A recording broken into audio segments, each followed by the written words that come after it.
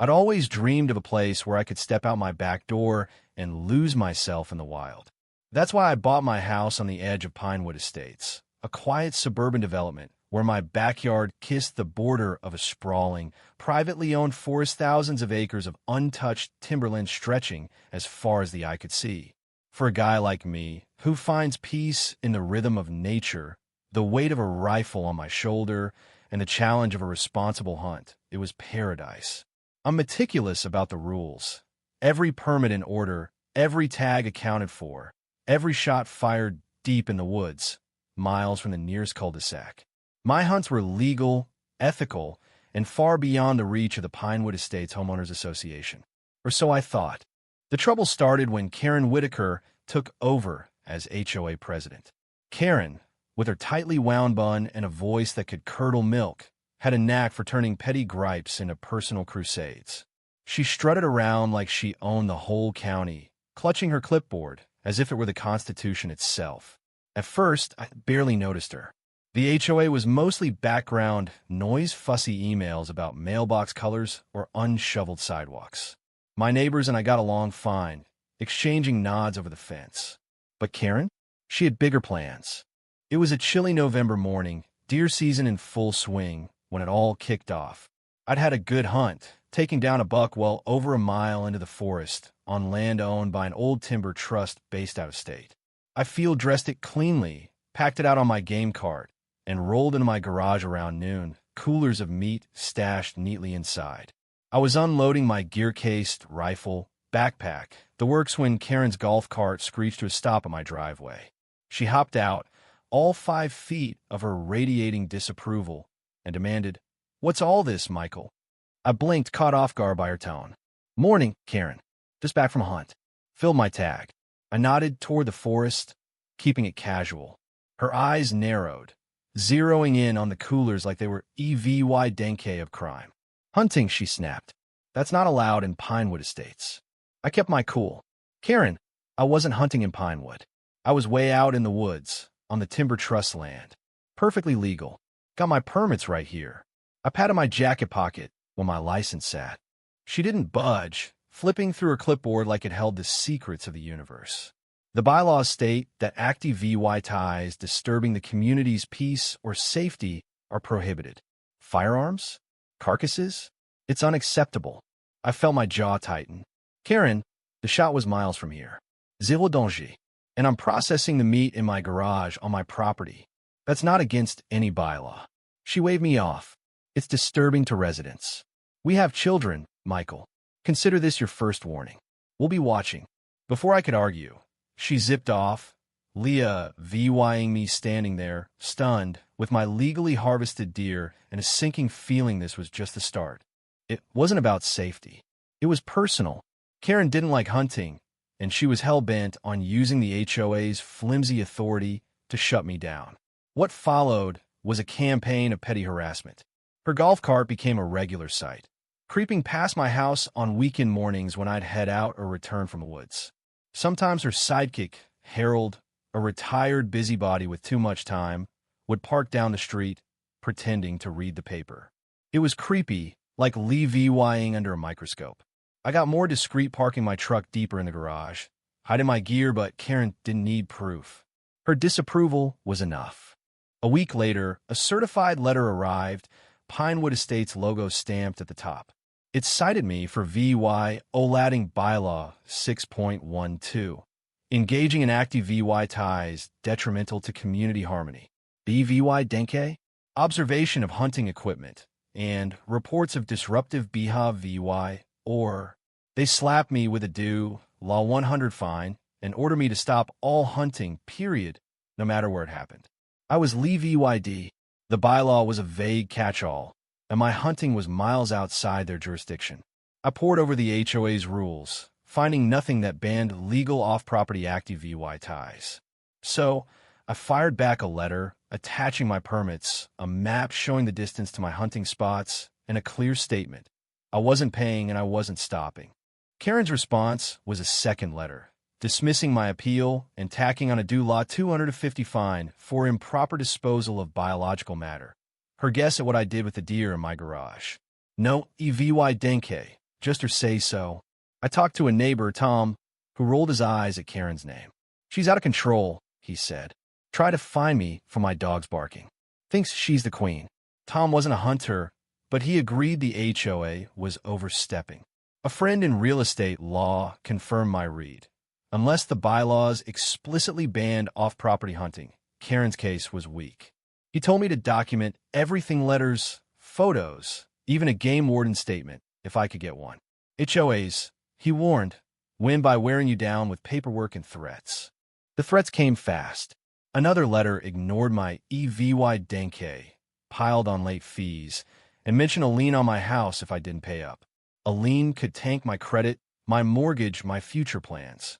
This wasn't just about fines, Anna Maria. It was an attack on my home, my rights, all over something I did legally miles away.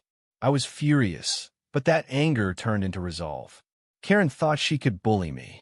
She didn't know who she was dealing with. I stopped arguing with her letters. Instead, I went big.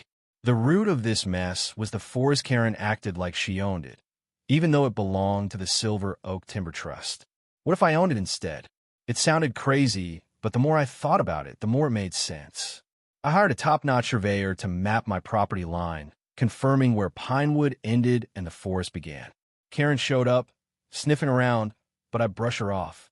Just being a responsible homeowner, I said, smiling. The survey came back clean, and the surveyors mentioned the forest was one of the region's last big private timberlands, owned by an aging trust executive, Walter Grayson, who might be open to selling. That sparked a plan. I dug into county records, learning the trust taxes were steep and Walter was in his 80s, likely tired of managing it.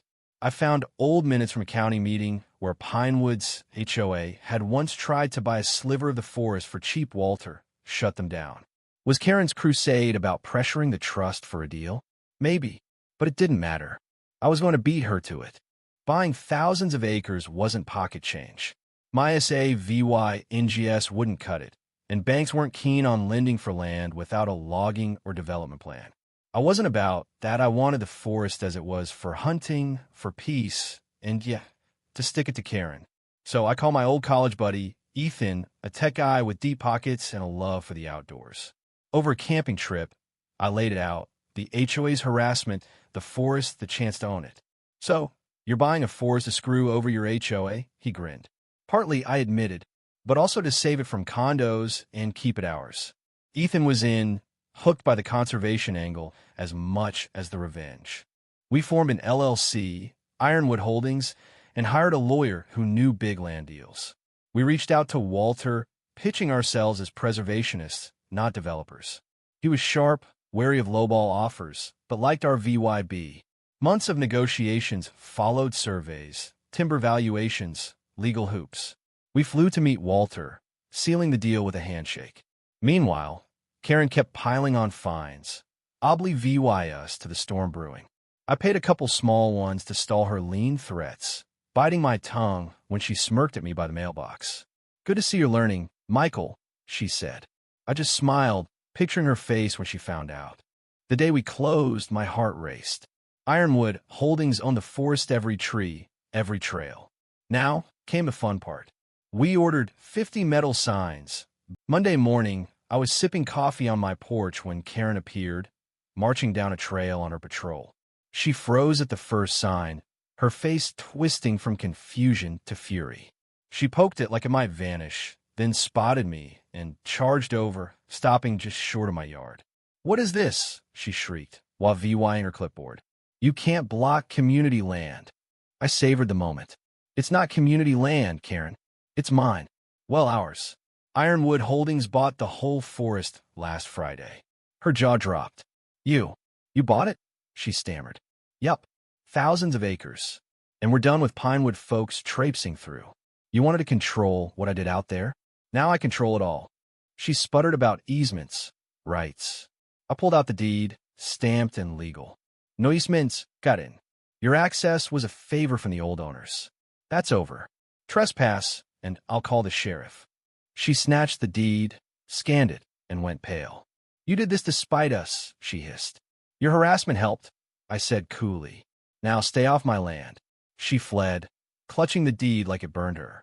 The neighborhood erupted. People clustered around the signs, whispering, glaring toward my house. Their backyard playground was gone, and they knew who to blame: Karen. But signs alone wouldn't cut it. Ethan and I set up trail camera charrettes, motion activated, catching every dog walker and teenager who thought they could sneak through. I confronted a few, polite but firm. "This is private property now," I'd say. Most grumbled and left. Harold, Karen's lackey, tried to bluster his way past the sign. I showed him the camera footage. One call to the sheriff: "Harold, go." He backed off, muttering. The real showdown came 2 weeks later. Karen, thinking I'd softened, rallied a posse of 6 residents for a protest walk, marching past a sign to inspect her so-called community access. My camera pinged, and I called the sheriff. A deputy arrived, took one look at my deed and footage, and walked out to meet them. Karen ranted about her rights. The deputy shut her down. "No easement, ma'am. You're trespassing. Leave, or you're cited." Her group scattered, humiliated. The deputy issued warnings, promising charges next time. Word spread like wildfire. Pinewood's residents turned on Karen. At the next HOA meeting, Tom told me it was chaos, people shouting, blaming her for losing the forest. Her allies cracked. Even Harold looked defeated.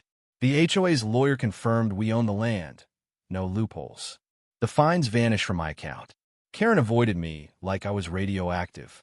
My hunts continued. Now on my own land, each step a reminder of my VY Tory. Standing on a ridge, looking out over my forest, I felt peace. It wasn't just about beating Karen.